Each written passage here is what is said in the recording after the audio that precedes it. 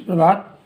मैं डॉक्टर संदीप कुमार त्रिपाठी, सहायक आचार्य हिंदी विभाग, श्री शक्ति डिग्री कॉलेज, सहकारी, घाटमपुर, कानपुर नगर। इस वीडियो के माध्यम से आप सभी विद्यार्थियों का स्वागत करता हूं। आज हम सभी इस वीडियो के माध्यम से द्वितीय वर्ष हिंदी भाषा द्वितीय प्रश्न पत्र के पाठ्यक्रम में संकलित हिंदी गद्य की विविध विधाओं के अंतर्गत हिंदी की प्रमुख विधा संस्मरण के विकास पर चर्चा कर अध्ययन करेंगे। जैसा कि आप सभी जानते हैं कि संस्मरण हिंदी गद्य की एक उन्नत और समृद्ध विधा है। इस विधा का सूत्रपात सन 1907 में बाबू बाल मुकुंद गुप्त के द्वारा लिखित संस्मरण, जो कि पंडित प्रताप नारायण मिश्र पर आधारित हैं, से हुआ, किंतु उनका जो व्यवस्थित स्वरूप है सन 1922 के बाद से माना जाता है। संस्मरण नामक इस गद्य विधा के विकास में विशाल भारत, माधुरी जैसी पत्रिकाओं का विशिष्ट एवं महत्वपूर्ण योगदान माना जाता है। डॉक्टर त्रिगुणायत इसका प्रथम लेखक सत्यदेव परिव्राजक को मानते हैं। उनके अनुसार सन 1905 के आसपास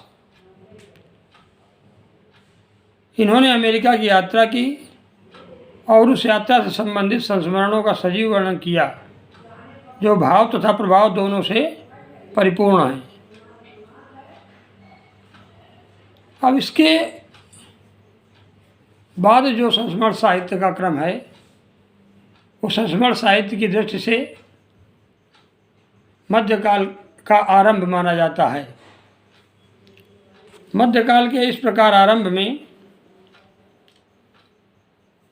पंडित सुंदरलाल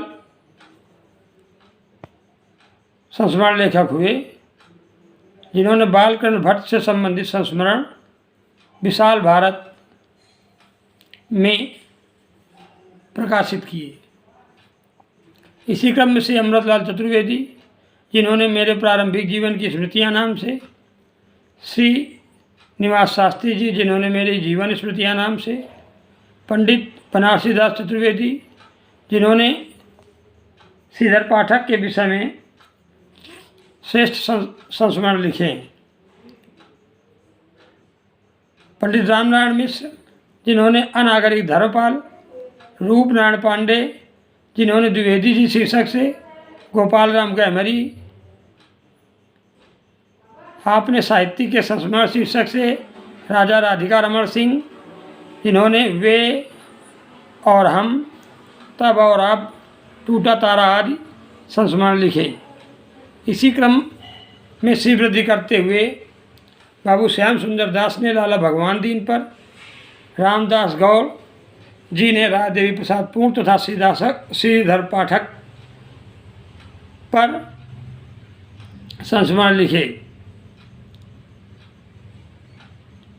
इसके उपरांत इस काल में आचार्य महावीर प्रसाद द्विवेदी जी के भी कुछ संस्मरण हैं, जो संस्मरण साहित्यिक विधा की दृष्टि से उत्तम या श्रेष्ठ संस्मरण कहे जाते हैं। पद्म सिंह शर्मा ने भी पद्म पराग शीर्षक से सुंदर संस्मरण लिखे हैं। महादेवी वर्मा ने पत्र के साथी नामक संकलन में प्रसाद, पंत, निराला, मैथिली शरण गुप्त, सुभद्रा कुमारी चौहान, सियाराम शरण गुप्त आदि पर संस्मरण लिखे हैं। इस विषय में डॉक्टर रामनाथ शर्मा ने कहा है कि वास्तव में महादेवी जी के जो संस्मरण हैं, उनमें संस्मरण के साथ साथ रेखाचित्र की विशेषताओं का समावेश भी हुआ है, और इस समावेश के कारण उनके संस्मरणों में प्रभाव और मार्मिकता में आशातीत वृद्धि देखने को मिलती है। अब संस्मरण साहित्य की दृष्टि से आधुनिक काल आता है। आधुनिक काल में संस्मरण का रूप और भी निखरा। महादेवी वर्मा जी के संस्मरण जो थे, उन्होंने आधुनिक काल में इस विधा को और इस समृद्ध किया, या हम यूँ कहें कि आधुनिक काल तक आते आते जो महादेवी वर्मा जी के संस्मरण थे, उन्होंने अर्थात महादेवी जी के वर्मा के संस्मरणों ने इस संस्मरण साहित्य नामक विधा को पर्याप्त रूप से निखारा। इस क्रम में आचार्य चतुर्सेन शास्त्री जी के संस्मरणों में भी पर्याप्त निखार आया। आचार्य चतुर्सेन शास्त्री जी ने लोकमान्य तिलक से लेकर जवाहरलाल नेहरू तक सरदार भगत सिंह जैसे क्रांतिकारी, वैज्ञानिक डॉक्टर शांति स्वरूप भटनागर और साहित्यकारों में जैनेन्द्र पर भी संस्मरण लिखे। इस विषय में डॉक्टर राजनाथ शर्मा का मानना है कि वास्तव में शास्त्री जी के संस्मरणों में उनका मानवतावादी स्वर जो है वही सर्वत्र मुखरित हुआ है। उनके संस्मरण इस बात के प्रमाण हैं कि शास्त्री जी अपने समकालीन युग जीवन की विभिन्न गतिविधियों के साथ वस्तुतः घनिष्ठ रूप से संपर्क में रहे थे। वे संस्मरण इतने सुंदर और मार्मिक हैं कि इनके मध्य से शास्त्री जी अपने युगीन जीवन का एक व्यापक यथार्थ रूप प्रस्तुत करने में पूर्णतः समर्थ दिखाई देते हैं।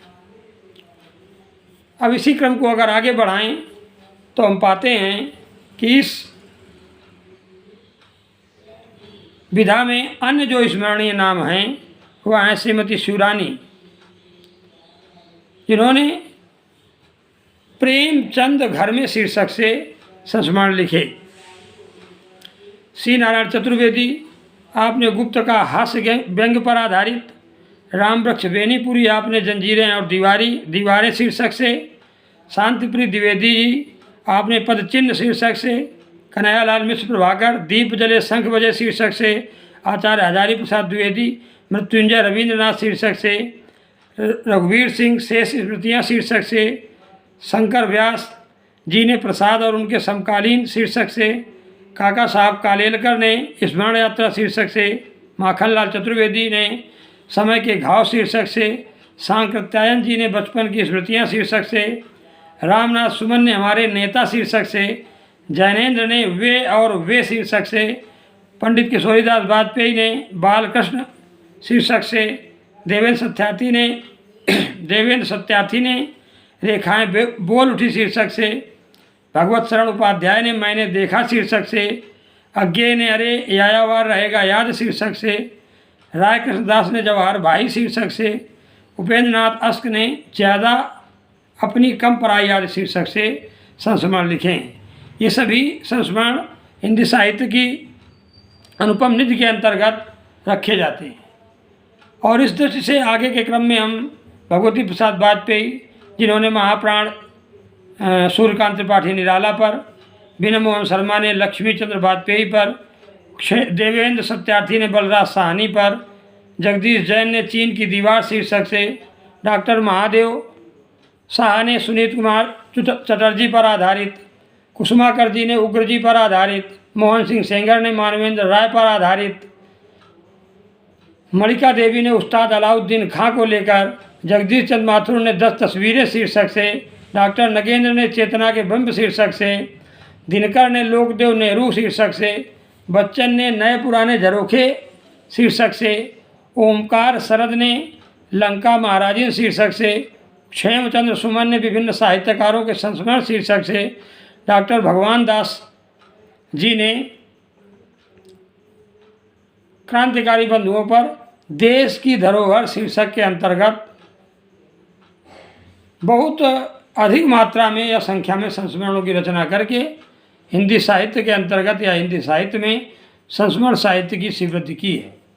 इसके अतिरिक्त Pandit Shri Ram Sharma, doctor Prabhakar Machwe, doctor Raghuvansh, doctor Vidyaniwas विश्व और विश्व का शांति के संस्मरण भी उल्लेखनीय हैं। तो यह तो हुई संस्मरण साहित्य की विकास यात्रा पर चर्चा।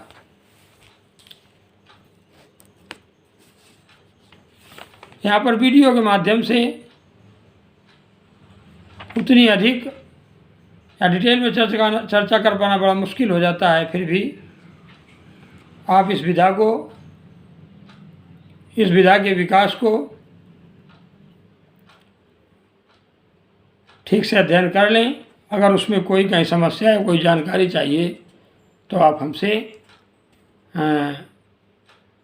ग्रुप या पर्सनल नंबर के माध्यम से संपर्क कर वो जानकारी या समस्या का निराकरण कर सकते हैं। धन्यवाद।